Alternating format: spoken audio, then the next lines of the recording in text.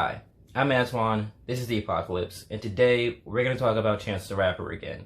Yeah, I know, I'm sorry, but we need to talk about this because I think there's something really important here. I actually think the best way.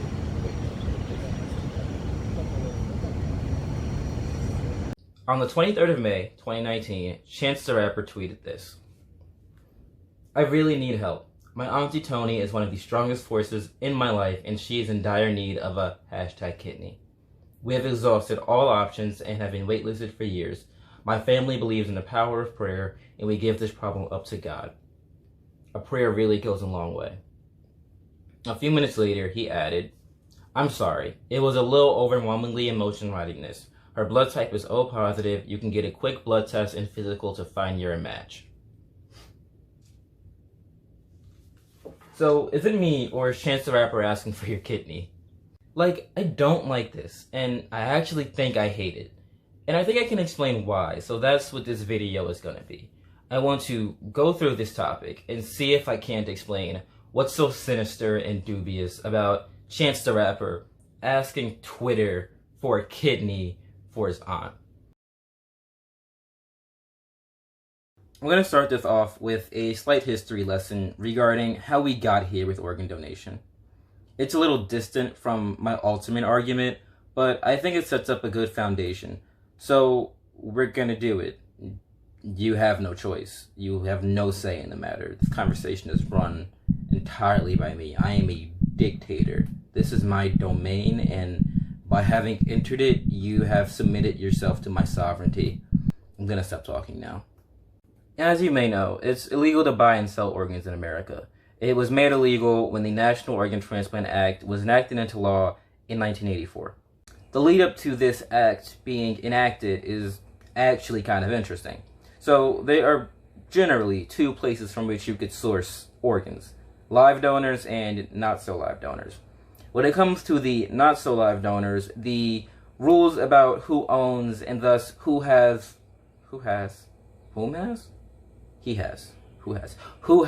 the theoretic rights to sell the organs within a dead body weren't super clear before 1984.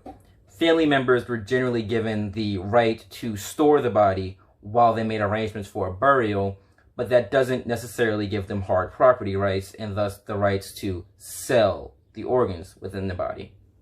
But when it comes to live donors, well, in 1983, there was this one dude, H. Barry Jacobs, who was like, how much is your kidney worth?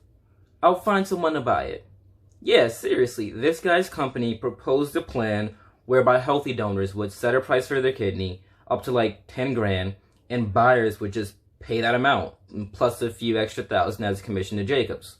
Eventually, Congress caught wind of this, and then it, in all of its glory and infallible wisdom, passed the NOTA, which made it explicitly illegal to do exactly what Jacobs was proposing.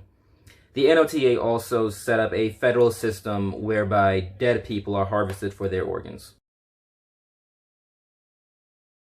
But lots of things are illegal, and that doesn't necessarily make them wrong or immoral. What are some of the moral implications of letting people sell their organs? For starters, it sets up a system that preys on the poor and disenfranchised. By incentivizing organ donation with money, the poorest among us are encouraged to sit on an operating table, get their internal parts cut out of them, and spend 4 to 6 weeks in recovery. All of this for maybe tens of thousands of dollars. Now, this is one of the weaker arguments I'll be talking about, and I think it's also the one I care about the most. This argument assumes to know what's best for people. If someone looks at all that and determines that that's a fair deal, that they're willing to get their organs cut out and spend a month in recovery for tens of thousands of dollars, it can be argued that they should be allowed to do it. You know, free market and all that jazz. Whomst am I to tell them that that's not good for them? But the free market, in America at least, isn't completely free. You can't sell cigarettes to minors, you can't buy turtles in New Jersey, you have to provide the nutrition facts if you want to sell food. And I personally don't think we should be opening up a commercial market that involves complicated invasive surgeries and vital organs being passed around. But let's move on. There's more here. Another argument against buying and selling organs is that it essentially puts a price on parts of the human body, which is sort of reminiscent of slavery. The idea being here that we should steer as clearly away from slavery as possible. In short, putting a price on the human body sort of demotes humans to a subhuman status. I'm not super behind this argument. I think there's a big step between pricing organs and slavery, but I get the sentiment behind it. Another dilemma worth mentioning here comes from medical professionals who are worried that opening a commercial market for organs would lead to people of not so great health misrepresenting their medical histories. For example, if I really wanted to sell my kidney to make a quick couple grand, I might not tell my buyer about that time I got bit by a rabid skunk. Something like that would have dire consequences for the receiver, and also we just generally don't want people to make a habit of lying about their medical histories. I'm going to close this section off with a quote from Dr. Bernard Dickens, a professor at the University of Toronto. Before I get into that though, I want to say that I don't think I've built to this quote. I don't see this quote as the culmination of all of the things I've said in this section. I include this quote because I think there's a sentiment here that I've touched on, but I haven't really dove into. So I hope I remember to do that in the outro, or maybe in a footnote. I don't know, we'll see what happens, I'm pretty lazy. Here's the quote.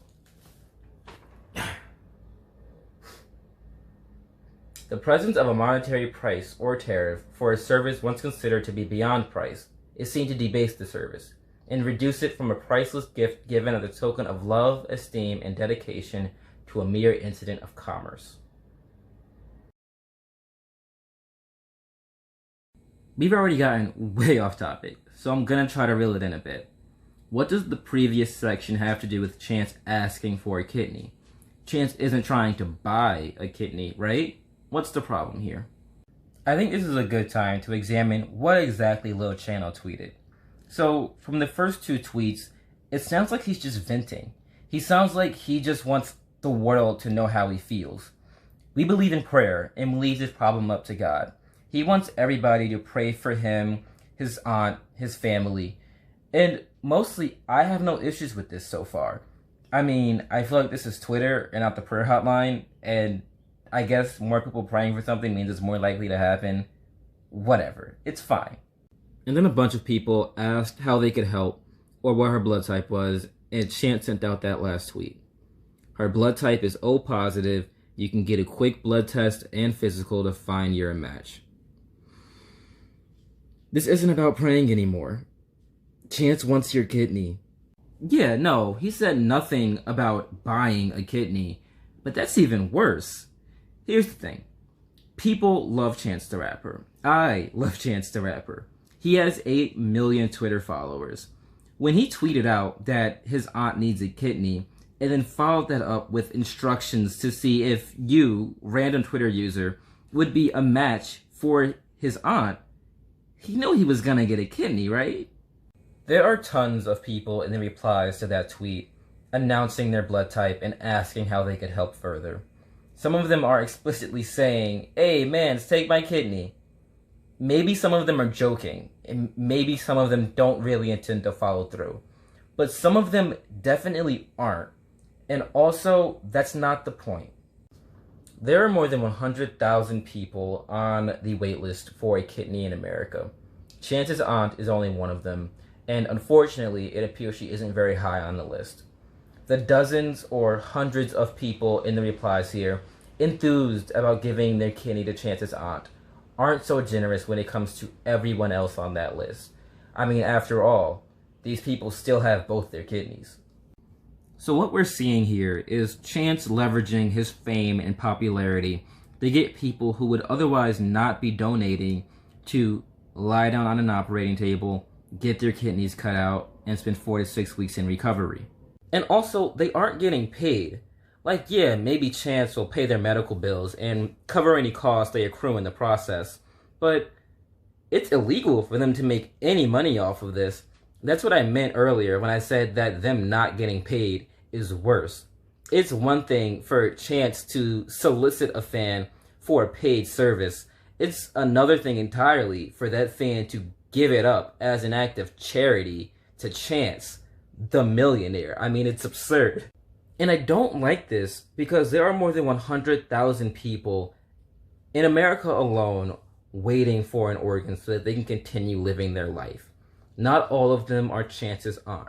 Not all of them are related to or know someone rich, famous, and powerful who can just send out a tweet and reel in a kidney. And I don't think those who do should get preferential treatment over those who don't. I mean, for all of the wealth inequality and class disparity in America, I think this sets up a system that further privileges the people at the top. I want to end this section with my favorite reply to Chance's original tweet.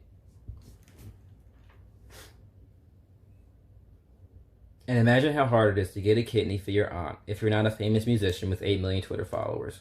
It's a screwed up system. Here's the question we've all been waiting for. Should we cancel Chance the Rapper?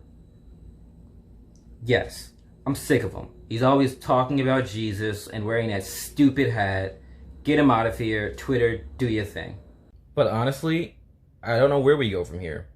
I realize that Chance is just a man who really loves his aunt and wants to do anything in his power to help her, to save her life. I realize there's no clear line between normal person and celebrity. When does someone's wealth and popularity cross the line into rich, famous, and powerful? If people want to give their kidneys to Chance's aunt and no one else, who am I to say they should be barred from doing so? I don't know, and these are questions that I can't answer on my own. Back on the Electoral College video, which you definitely shouldn't watch because it's very bad and not at all good, I said that's the thing. There's just no answer at the end. And I think that applies here. I mean, I'd like to see the American healthcare system not be a complete garbage fire, but even then, that doesn't solve the problem of the scarcity of vital organs. So I'm not exactly sure how I should end this video.